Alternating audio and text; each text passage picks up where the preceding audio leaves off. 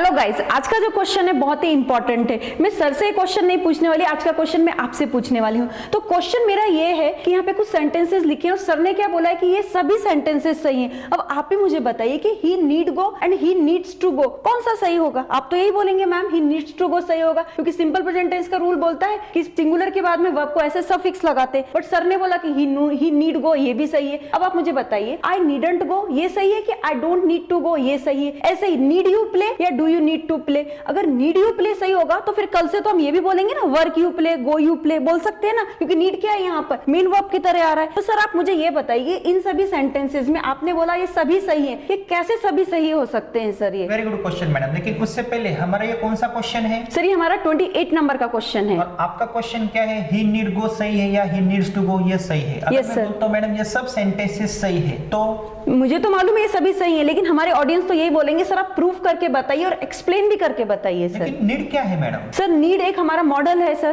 तो main verb नहीं हो सकता है सर ये मेन वर्ब की तरह भी काम करता है और हेल्पिंग वर्ब की तरह भी काम। लेकिन जो हमने मॉडल्स पढ़े थे, मॉडल्स कौन से madam? Will, would, shall, should, can, could, may, might, must, had to, ought to, need, used to, dare. यह मॉडल्स है। Yes. It means helping verb का एक प्रकार है और प्राइमरी हेल्पिंग वर्ब हमने यहाँ पे लिखे हैं। विल का पास्ट टेंस क्या है? Would.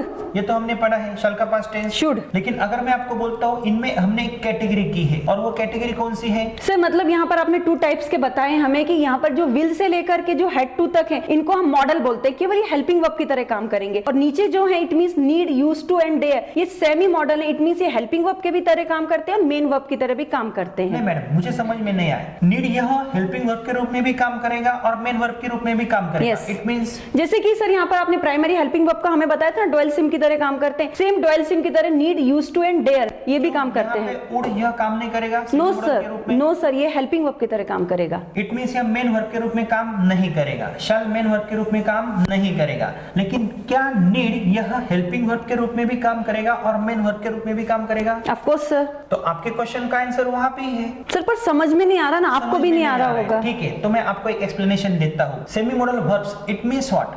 Need, dare, used to, इनका उपयोग हम हेल्पिंग वर्ब जैसा भी करेंगे और मेन वर्ब जैसा भी करेंगे। He need go and he needs to go. अभी देखो यहाँ पे ही के बाद नीड है। यस। अगर मैं बोलता हूँ ही विल गो तो यहाँ पे विल मॉडल है। यस। कौन से भी मॉडल का रूल क्या होता है? उनके आगे वर्ब का फर्स्ट फॉर्म चाहिए, उनके आगे टू नहीं होना चाहिए, वर्ब को आईएनजी नहीं होना चाहिए। कुछ भी करो लेकिन आगे वर्ब का फर्स्ट फॉर्म होना चाहिए। अगर एक्शन वर्ब नहीं आता है तो क्या क्या आएगा? बी आएगा, हैव आएगा। लेकिन यहाँ पे देखो ही नीड्स टू गो, ही के बाद नीड से यहाँ पे यह कौन सा रूल है? सर ये सिंपल प्रेजेंट टेंस का रूल है। सिंपल प्रेजेंट टेंस का रूल है। क्या हम नीड को यस यस लगा सकते हैं? Of course sir. लेकिन अगर मैं बोलता हूँ यह मॉडल है, क्या विल को आप यस यस सफिक्स लगा सकते हो? नेवर। नो। विल्स में कर सकते हो? नो। शेल्स में कर सकता हूँ? नो। तो यहाँ पे मैं अगर आपको बोलता हूँ मैडम नीड यह एक हेल्पिंग वर्ब के रूप में काम करेगा, इट मींस यह मॉडल है, तो उसके आगे वर्ब का फर्स्ट फॉर्म होगा। यस। लेकिन अगर मैं यहाँ पे बोलता हूँ यहाँ पे नीड यह मॉडल नहीं है, एक वर्ब के रूप में काम करेगा, तो यहाँ पे वर्ब को क्या लगेगा? ऐसे सफिक्स लगेगा।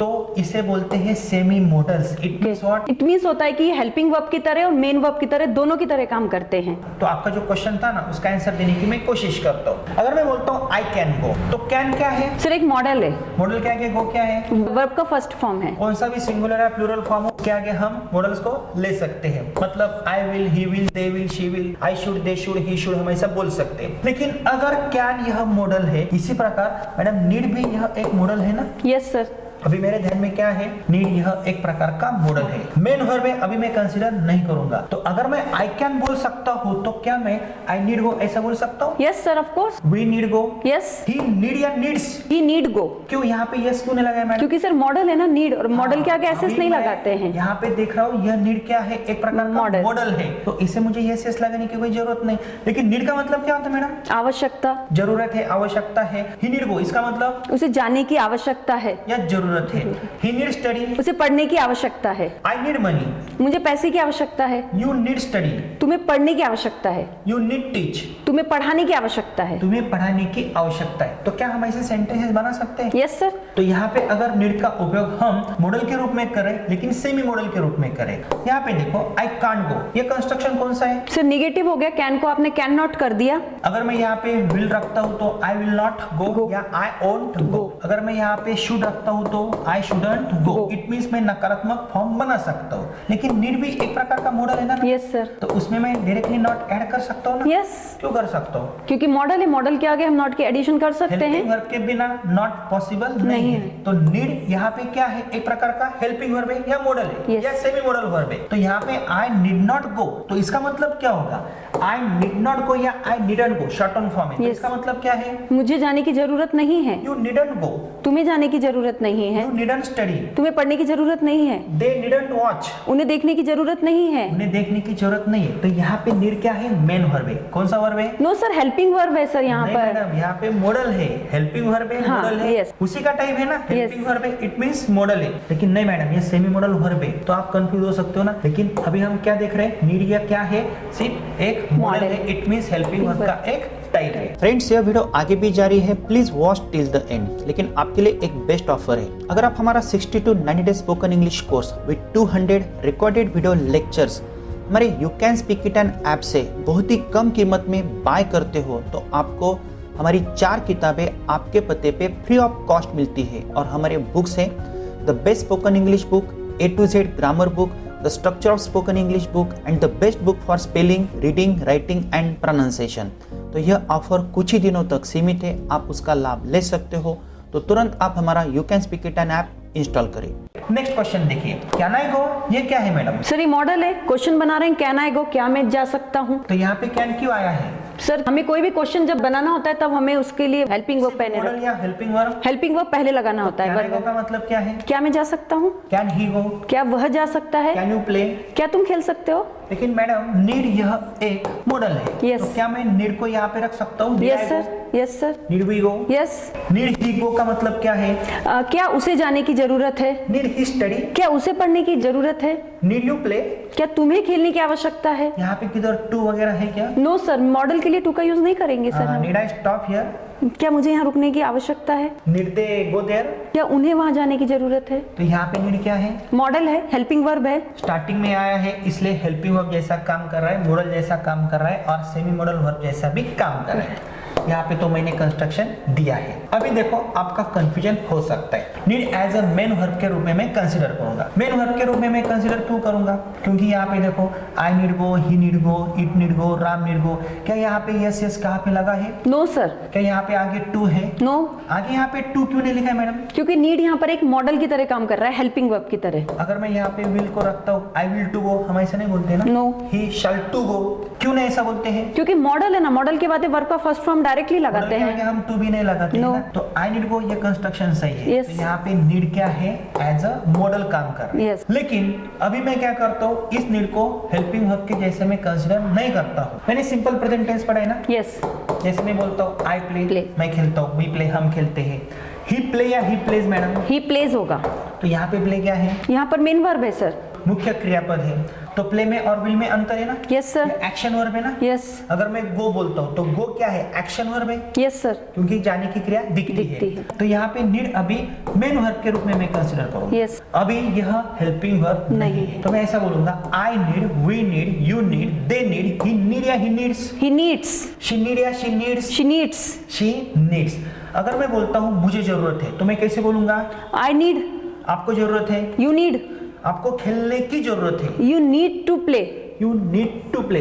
आपने आगे टू प्ले क्यों बोला? क्योंकि नीड यहाँ पर हमने मेन वर्ब की तरह कंसीडर किया है। मेन वर्ब के रूप में कंसीडर किया है। और यहाँ पे आपने टू क्यों नहीं बोला? क्योंकि यहाँ पे मॉडल के रूप में कंसीडर किया था। क्योंकि मॉडल के आगे कभी भी टू नहीं लगाता लगता है। तो ही नीड्स टू गो, इसका मतलब क्या है? उसे जाने की जरूरत है। हाँ, अभी देखो, अगर मैं बोलता हूँ ही नीड्स टू गो और ही नीड गो में क्या अंतर है? सिर्फ कोई भी अंतर नहीं है। यहाँ पर ये मॉडल की तरह आया है और यहाँ पर ये मेन वर्ब की तरह आया है, इसलिए मेन वर्ब, दो मेन वर्ब साथ में ना आए, इसलिए हमने टू से उसको अलग किया है। लेकिन कंस्ट्रक्शन में कितना फर्क है? सर बहुत फर्क है, और यहाँ पर यही तो हमारा कंफ्यूजन हो रहा था ना, अभी समझ में आ रहा होगा आपको। ओके, थोड़ा थोड़ा आ रहा होगा। अगर सिंपल प्रेजेंट टेंस उन्होंने पढ़ा है, अगर मैं बोलता हूँ आई प्ले, मैं खेलता हूँ, ही प्लेज, वो लड़का खेलता है, स्ट्रक्चर है।